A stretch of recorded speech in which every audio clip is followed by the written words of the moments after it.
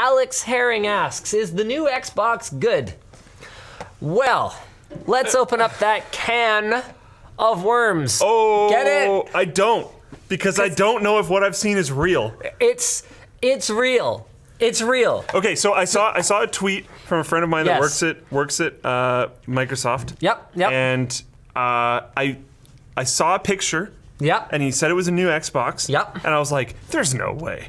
And then I expanded it to look at the comments, and the comments seemed to be sharing. It is real. It is real. What? This is news.xbox.com. That is the new Xbox. Whoa. Okay. So both both companies just completely abandoned the traditional console design that they had established for years. I mean, in fairness to them, Nintendo's done some pretty weird stuff too. Oh, but they never had a traditional console design. Well, they defined the traditional console design. And then immediately abandoned it. No. NES, SNES, Yeah, and then N64, controllers on the front, cartridge in the top. Okay. Okay. Okay. But like the shape the of it and stuff. The GameCube was a departure. Controllers on the front, disc in the top. Disc in the top. Yeah, okay. So they shared that design. There's a tradition. Like they went from like box to box with some weird edges to box with round stuff and weird edges to like cube to they just keep changing their form. Xbox and PlayStation have generally been kind of the same deal. So here's the fundamental problem that I have with that. Not everybody. Most people already own their home media console. And by console, I don't mean game console. I mean like the cabinet, or like the thing that your TV sits on. Yep. And I've actually run into this because I'm one of the few freaks on this planet that actually has like an HTPC, like a computer hooked up in my living room, although I mostly use it for VR actually, as opposed to home theaterness. HDR on Windows, just terrible. Anyway, so I'm one of the few freaks that has one of those, and one of the biggest problems out there with having a PC hooked up to your TV is that the vast majority of these consoles are not designed to have a computer-shaped thing in them. Yeah. And Microsoft went and created a computer-shaped thing. Now, in fairness to Microsoft, the size actually looks quite deal-withable. So we've got an Xbox controller there. Yeah. And then so it looks like it's about an Xbox controller wide. So it's about like that. And then it's about 3 Xbox controllers high, so it's about like that. That's pretty manageable, I think. But it looks like a computer, and so naturally it raises all the same commentary that we've been making about the Xbox and the PlayStation, for that matter, as they've become more and more PC-like. That it's just a PC. Why don't you just call it a PC at this point? Yeah. Anyway, let's go through what else. Oh, as for whether or not it's good, I'm sure it's fine. I mean, the dev kits that people have right now are likely just based on like multiple GPUs of whatever's current gen, because it's going to be. Oh man, what's the new AMD RTG? No, that's Radeon Technologies Group. Oh, the name. I didn't know the name until I got to the end of the trailer. No. Okay, if you can switch to my screen for a sec, I would love to. This part of the video, so they start the trailer video. Sorry, RDNA-based graphics. That's AMD's new architecture. Anyway, sorry, go ahead. They start the video off with like pseudo game trailer style footage, which is probably what they should have done. It makes sense. And then they transition to like, and this is the box that it's all gonna be played on, right? Yeah. This part is the most like, this is a computer ad ever. And like the point that it really hits me. It looks like a computer. Yeah, but not yet. Right here, where it glows green at the top. Yeah. I'm like, that's RGB that Corsair somehow figured out how to shove into some new like cooler. Yeah. And this is an advertisement for a cooler, for an AIO for a computer. Yeah. Like this. Power your dreams. I really do dream of a day when the Xbox is just a PC and we can stop pretending. Yeah. Because honestly, that would be really cool. If an Xbox was just a really affordable PC that you hooked up in your living room, that came with a controller, and the actual Xbox software layer just ran on top of like a hypervisor or something like that, so that it was the kind of thing that you could actually just run on any PC, and cross-platform play becomes just everywhere. Yeah. That'd be freaking sick, because by the time it's running on, I think, what is it? Is it going to be Zen 2 cores? You know, I'm going to have to check my notes here. But by the time it's running on, by the time it's running on AMD Zen 2 CPU cores and, DirectX 12 RDNA-based architecture GPU, unless they do another like weird thing where they use the like GDDR memory as the system RAM or something bizarre like that, which we actually did see in that weird Chinese console, and it did run Windows. Yeah. Yeah. So unless they do something weird architecturally, it's just a PC. So it'd be super cool if I could just have my PC be an Xbox. Now, I know for DRM reasons that's going to be very difficult to do, but I mean, we live in the age of always connected DRM. It seems like the kind of thing that would be manageable through software somehow. Yeah, doable. So it's called the Xbox Series X. So why don't we walk through it, shall we? We had the Xbox, the Xbox 360. Which was a good enough name. I had no real issue with the 360. I think that's just because you were at an age where the Xbox 360 was like an important console for you growing up. It was. I played a lot of Halo 2. Yeah, but, I think that's the only reason you forgive it. Time, no, rose-colored. Hold on. At least there was a clear. There wasn't a clear road ahead in terms of naming.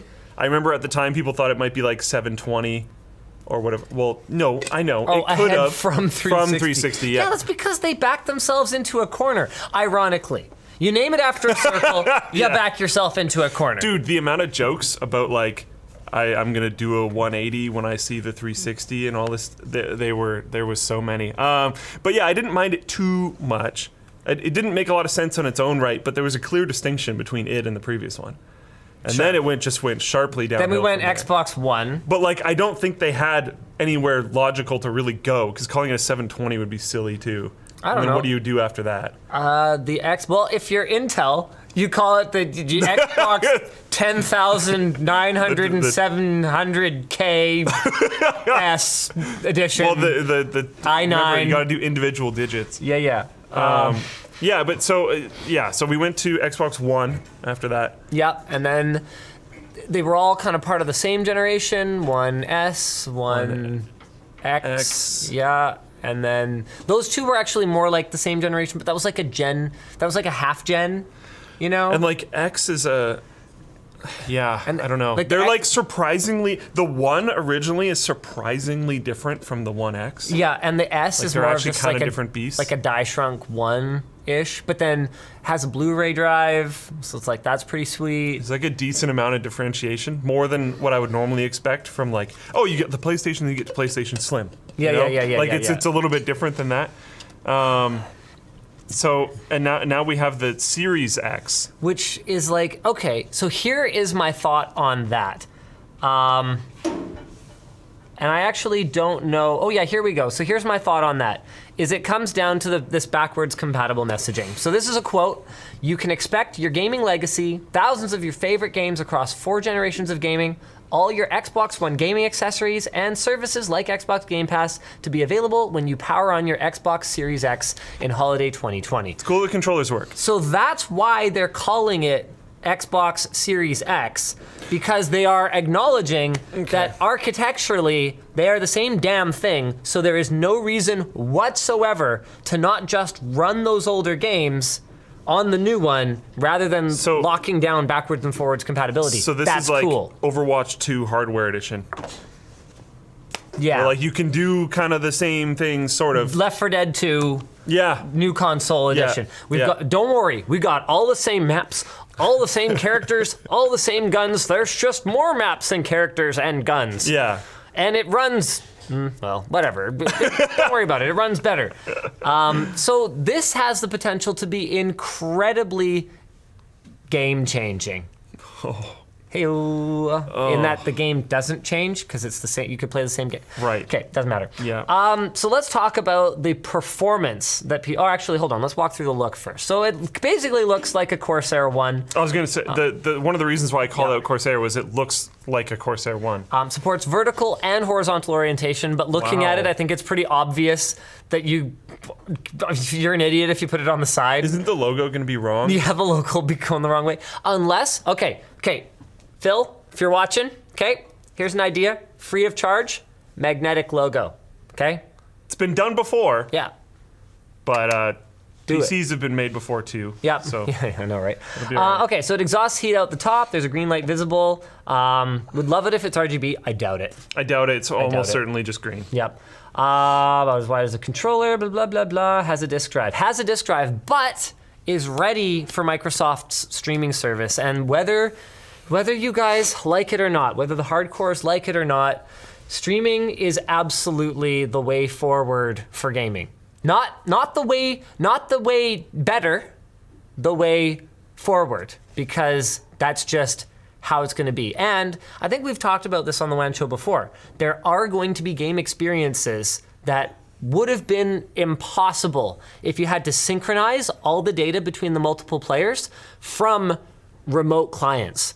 So game environments that all run within the data center with only the inputs and the display signaling actually going out to the remote clients. Like the size of, like imagine this from a developer perspective, the size of a giant world that you could build with everything connected via fiber optic from within a data center, running on this gigantic cluster compared to what you can do with sort of discrete servers and people remoting into it. To be absolutely clear, this is not me saying that it won't happen.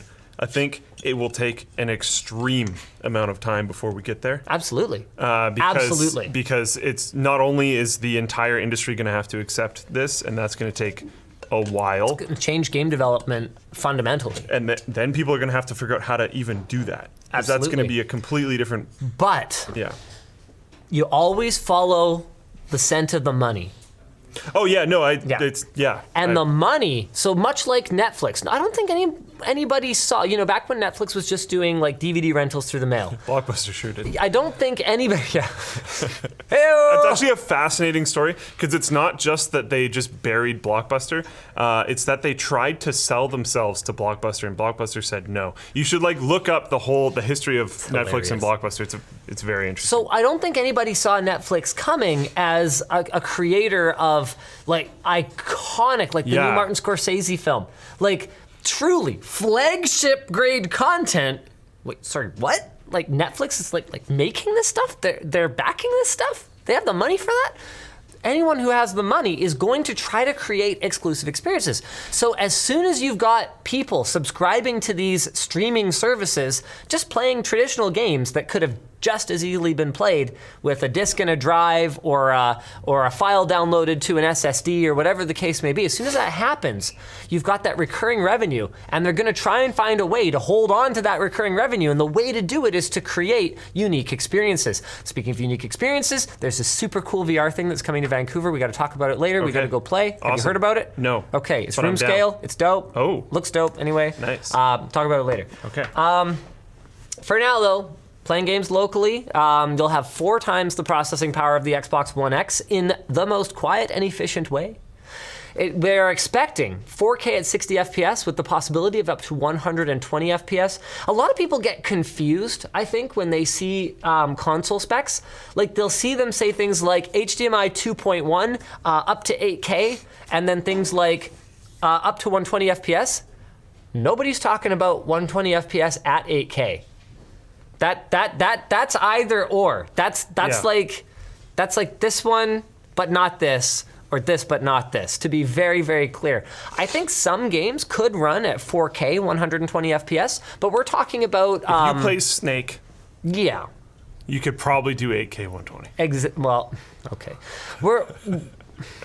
We're talking about developers ultimately deciding how they want the game to be experienced on the Xbox, and then just putting all those toggles in the PC version. Yeah. Yeah, and you can just decide how you want to play it. You're on. By the way, PC people, I know sometimes people get all stinky when a new console comes out, and the PC versus console war kind of pops back up and whatnot. I just want everyone to remember, whenever new consoles come out, the quality of PC games tend to go up. Yep. And remember, we're all on the same team now because the Xbox is just a lockdown PC. Yep. It's just a bunch of people buying pre-mades. Yep. That's basically it.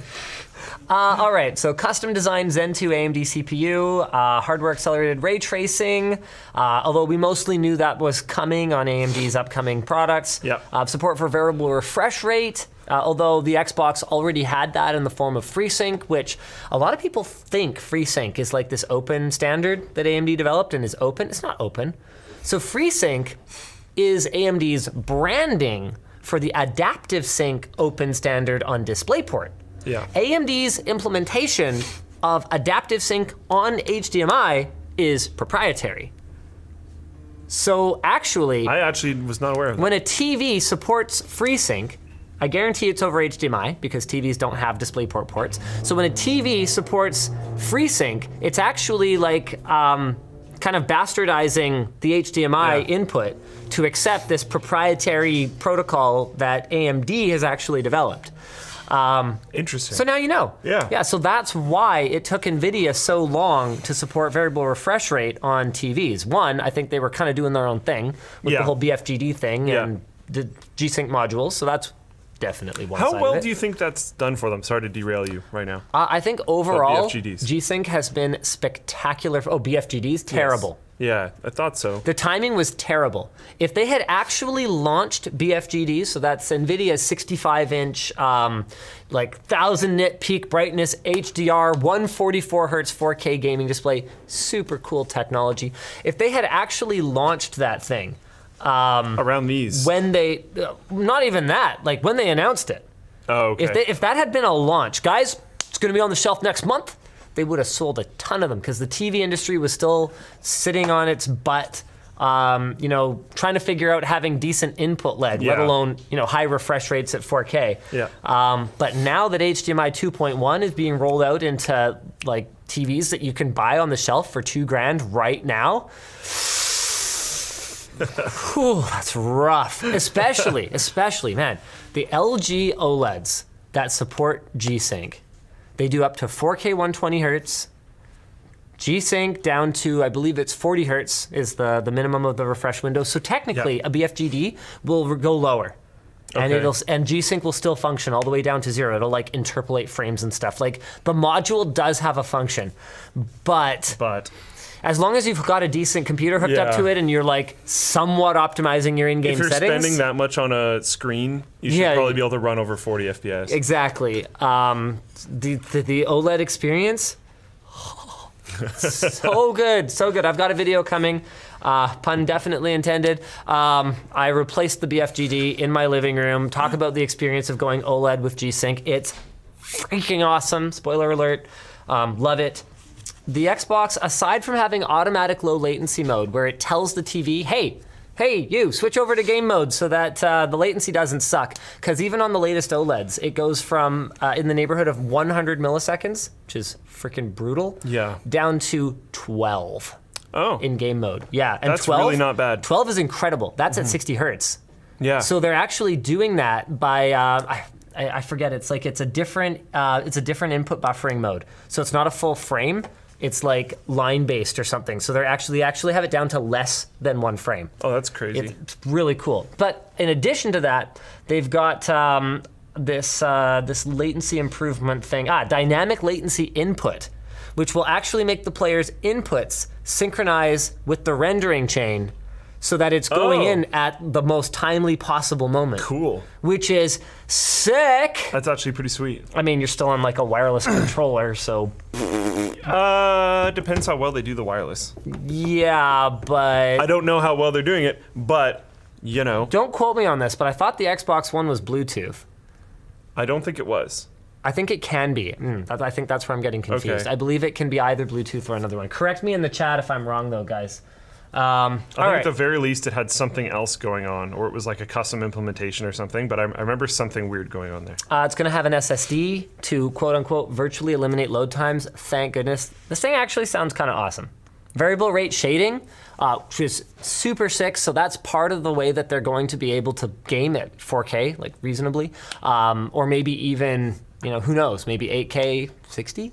That'd be tough. Anyway, that's how they're going to game at 4K. That's how they're going to hit these like super high 120 FPS frame rates, because variable rate shading allows you to shade certain parts of the scene much more accurately than others and save GPU resources for parts that like the viewer wasn't going to look at anyway. We have actually fast as possible about that. There's a new controller which has some new stuff, but I think the Xbox controllers probably changed like the least out of most of them, other than maybe PlayStation. So basically, just Nintendo keeps sticking around with it. Yeah. But it's not going to be hugely different. They Nintendo, the analog stick. There's an analog. It's in the middle. Now there's two. They're here and here. Oh, now you wiggle it around like this. Wait, now you hold the control. What are you guys doing? There's no stick when you move it around. Yeah. So, but I don't think it's going to be that different. Your previous controllers are also still going to work. You'll probably get one with the new Xbox PC, whatever, Xbox Series X, I think it's called. But all your old controllers will still work. I think that's a pretty cool move. A lot of the time when consoles come out, they make money off of stuff like the accessories. So letting you use your old controllers is like pretty cool, actually. Yeah, they have Bluetooth and radio. So Okay. they use radio when available and Bluetooth if you don't have it. So yeah, it should be fine.